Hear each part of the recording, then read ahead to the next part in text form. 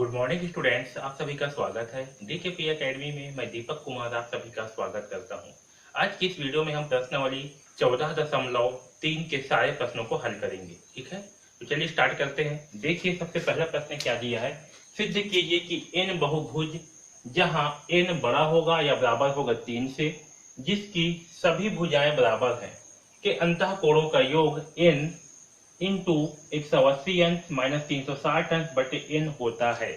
ठीक है, ये जो है बोला गया है। ठीक है, तो हमें जो है इस कथन को सिद्ध करना है। ठीक है, तो हम इस कथन को सिद्ध कैसे करेंगे। यहाँ क्या बोला है, जहाँ n का मान क्या होगा, 3 होगा या 3 से बड़ा होगा। तो हम जो है 3 या 3 से बड़ा तो बहुत सारे हैं, है ना। 3 से बड़ा 4 5 6 7 8 9 10 करते हुए अनंत तक है। तो हम इतने सारे संख्याओं को तो ले नहीं सकते, है ना। इतने सारी संख्याओं को हम ले करके हल करके इसे जो है हल नहीं कर सकते, क्योंकि ये बहुत सारे कथन है, मतलब बहुत सारी संख्याएं हैं n से बड़ा और n के बराबर। ठीक है, तो हम क्या करेंगे, हम जो है इसे हल करने के लिए प्रति धनात्मक कथन का उपयोग करके इसे हल करेंगे। ओके, तो देखिए इसका प्रति धनात्मक कथन क्या होगा। इसका प्रति धनात्मक कथन होगा, सिद्ध कीजिए कि n बहुभुज। ठीक है, तो यहाँ होगा n बहुभुज, n बहुभुज जहां n बड़ा होगा या बराबर होगा 3 के। यहाँ क्या कर देंगे, हम नहीं कर देंगे। ओके, क्योंकि हम क्या कर रहे हैं, इसका प्रति धनात्मक कथन बना रहे हैं। तो n बहुभुज जहां n जो है 3 से बड़ा या बराबर नहीं होगा और जिसकी सभी भुजाएं बराबर है के अंतःकोणों का योग n इंटू 180 अंश माइनस 360 बटे n। अब यहाँ क्या कर देंगे, नहीं होता है करेंगे। क्या करेंगे, नहीं होता है।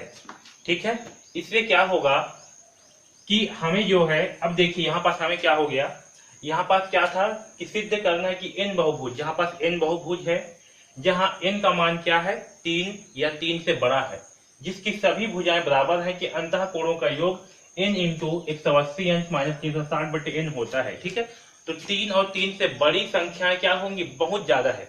तो हम प्रत्येक का मान लेकर के इसे हल नहीं कर सकते। तो हमने क्या किया, इसका प्रति धनात्मक कथन बना लिया। प्रति धनात्मक कथन में क्या कर सकते हैं, वैसे जो है लिख सकते हैं कि n बहुभुज जहां n का मान क्या है, 3 से बड़ा या बराबर नहीं है। इसका मतलब क्या है, नहीं है हो जाएगा, यहाँ काट दिए तो। और जिसकी सभी भुजाएं बराबर है कि अंतः कोणों का योग n इंटू 180 अंश माइनस 360 अंश बटे n नहीं होता है। ये कथन भी क्या है, सही है, क्योंकि इसका क्या है, ये प्रति धनात्मक कथन है। आया समझ में। अब हम जो है इस कथन को हल करके जो है पता लगा सकते हैं कि ये कथन सही है या गलत है। आया समझ में। तो हम क्या करेंगे, अब n का मान 3 के बराबर या 3 से बड़ा नहीं लेंगे, बल्कि उससे छोटा लेंगे। तो उससे छोटा क्या है, 1 और 2 है। तो हम जो है n का मान 2 लेकर के हल करते हैं। ठीक है, तो चलिए n बराबर 2 लेने पर क्या करेंगे, n का मान 2 लेने पर। ओके, तो चलिए n का मान 2 लेते हैं।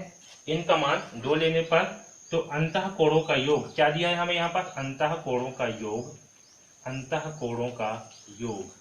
तो अंतः कोणों का योग क्या है, n इंटू 180 अंश माइनस 360 अंश बटे n।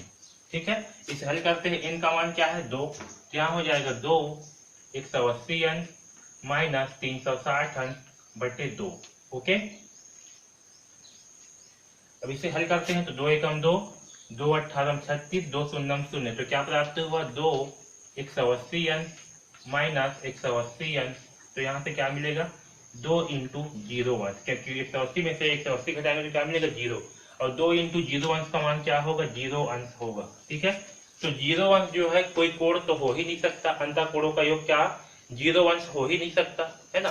तो 0 अंश किसी भी कोण के बीच जो है 0 अंश तो हो ही नहीं सकता, जो कि क्या है, यह संभव नहीं है, जो संभव नहीं है। तो यहां से क्या हो गया, यहां से सिद्ध हो गया कि n बहुभुज जहां n जो है 3 से बड़ा या बराबर नहीं है, जिसकी सभी भुजाएं बराबर है कि अंतः कोणों का योग ये नहीं होता है।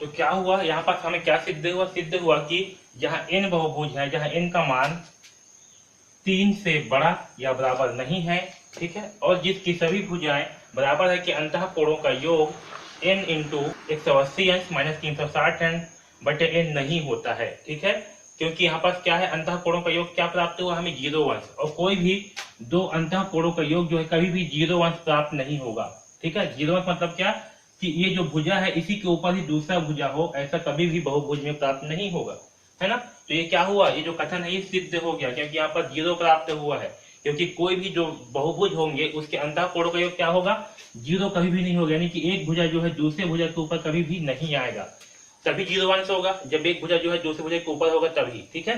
तो बहुभुज में ऐसा नहीं होगा, इसलिए क्या हुआ, ये जो है सिद्ध हो गया। आया समझ में।